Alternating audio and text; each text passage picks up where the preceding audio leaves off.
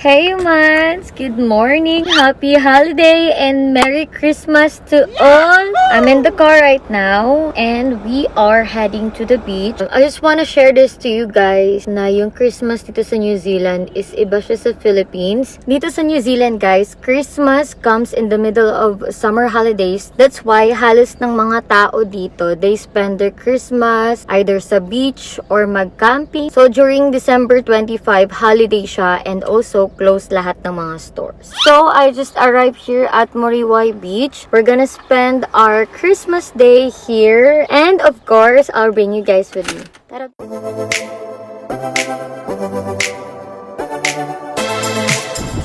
So, before heading to the beach, is mag-walking muna kami. As you can see guys, turista na turista yung natingan ko ngayon. Sobrang tirik ng araw ngayon, pero yung hangin, sobrang lamig, kaya perfect weather para lang naka-aircon.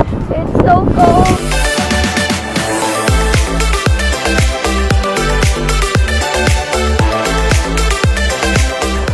Wow! Ganda ng mga bird! If you guys wanna know more about this place, andyan lahat yung info niya. Sobrang ganda ng view dito guys.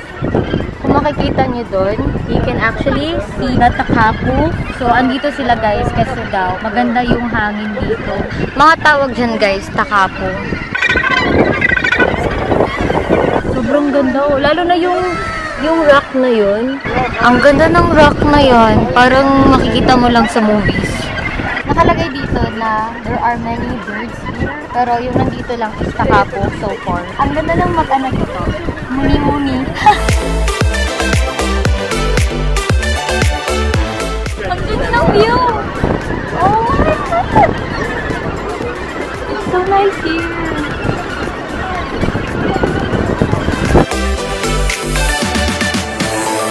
Wow!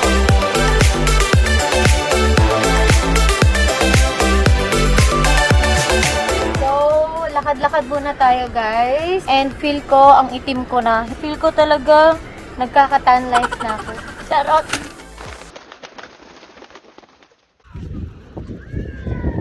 Update, kakagising ko lang after mag-power nap. And now, nasa beach na ako guys. Anyways, naghanap kami ng spot kung saan kami uupo. Oh my God, it's so cold! So, we're about to swim guys. I-flex ko ng aking swimwear. Come here, bird. Wow! Yay! Magsuswimming na ako!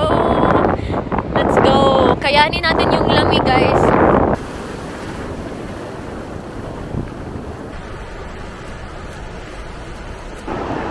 Nakatapos ko lang maligo, guys. And yung masasabi ko lang talaga is certified New Zealander na ako. Nakayanan ko yung lamig, guys. I'm so proud of myself.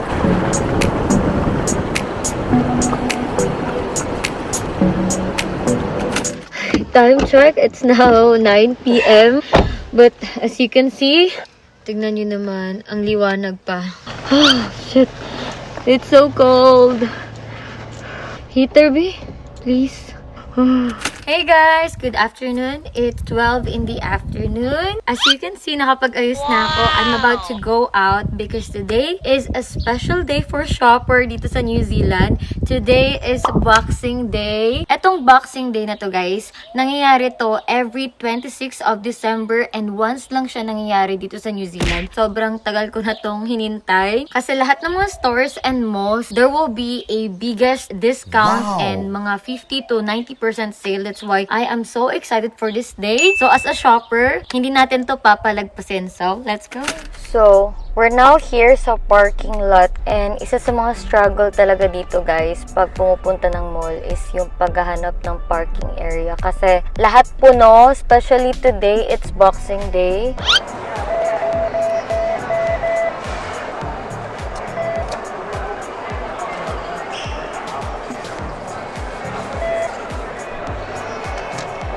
Papasok na kami ng mall, guys, and I just want to share this with you na nag-withdraw ako ng money using my BPI account and nag-withdraw ako sa ANZ na bank. So, binawasan nila ako ng $3, so that's about 100 pesos. And also, binawasan din ako ng BPI ng mga 400 pesos. Medyo masakit siya. So, kung mag-withdraw ka, gawin mo ng one time para once lang yung sakit. Anyways, papasok na kami ng mall, guys. Let's go to Farmer.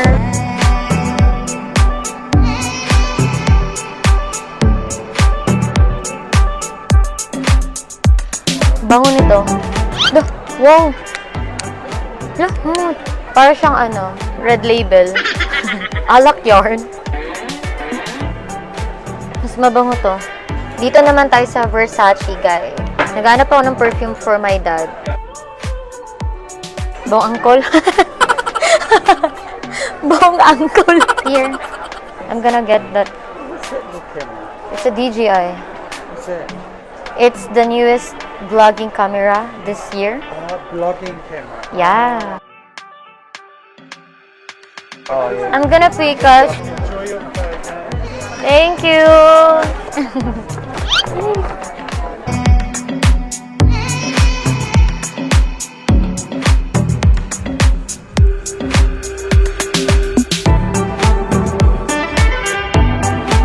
Wow, this one is nice.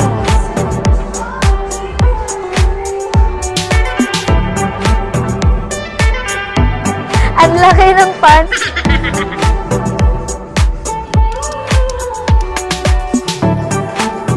Excuse me, do you know where is the hipster pants? Keep walking and you'll see a whole lot of things. Alright, thank you.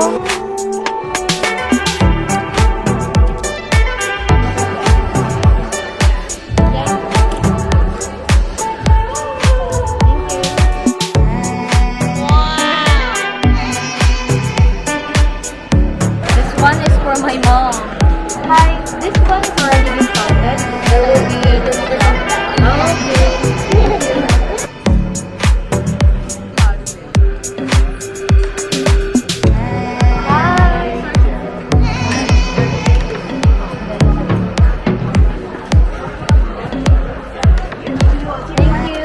update. Guys, it's so funny kasi dapat yung babayaran ko mga more than $100. Pero sabi ng cashier, mga $40 something. Kaya I was so shocked. Paano nangyari yun? Magic. Let's go. From 180, now 130. Do you have any size for this? Perfect value.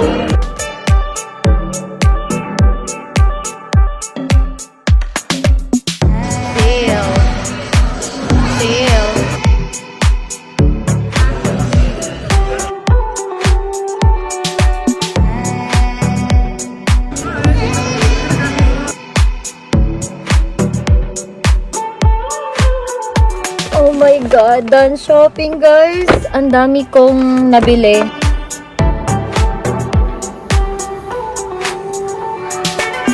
So, it's my first time to eat here sa McDo sa New Zealand, guys.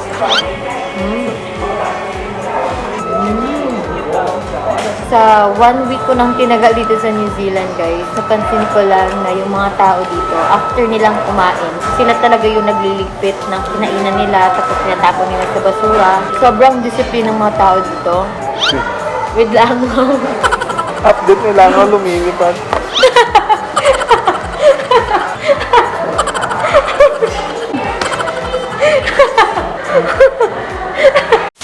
Hey guys, so before we end this vlog, let's have a quick Christmas haul. And these are the stuff that I got. So let's get started. First thing that I got is this one, this cute alpaca, guys. Nabili ko to nung pumunta kami sa Cornerstone, and this one is so cute. And this one cost $28 lang. Then I also got myself a panty, but I'm not gonna show you guys. So I got this from Bra and Things. Next bag is from EJ. gift, got myself a phone case. I've been wanting to get a new phone case and perfect na perfecto for New Year. Then, bumili din ako ng sobrang daming perfume sa Farmers. So, first, I got myself a Kate Spade New York perfume. This one, guys, sobrang bango niya. Next perfume is I got a Coach New York. This one naman is gift ko para kay Cobb. Kasi sabi niya, never pa daw siya nagka-perfume ng mahal. This is my first gift for him and he really loves it.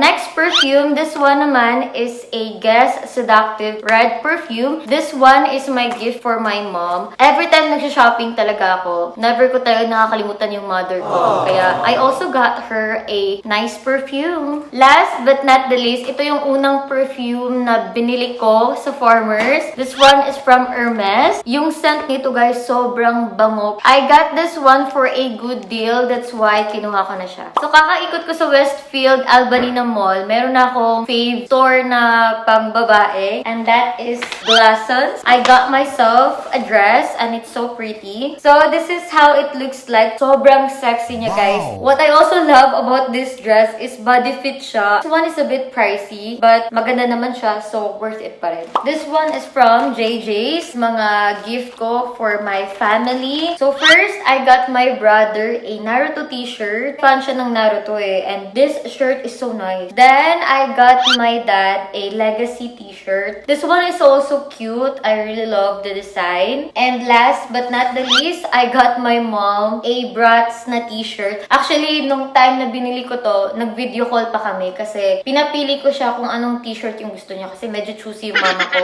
Last but not the least, I got a shoes from Platypus. I decided bumili ng bagong sneakers dito kasi isa lang nadala kong sneakers nung pumunta ako dito sa NZ.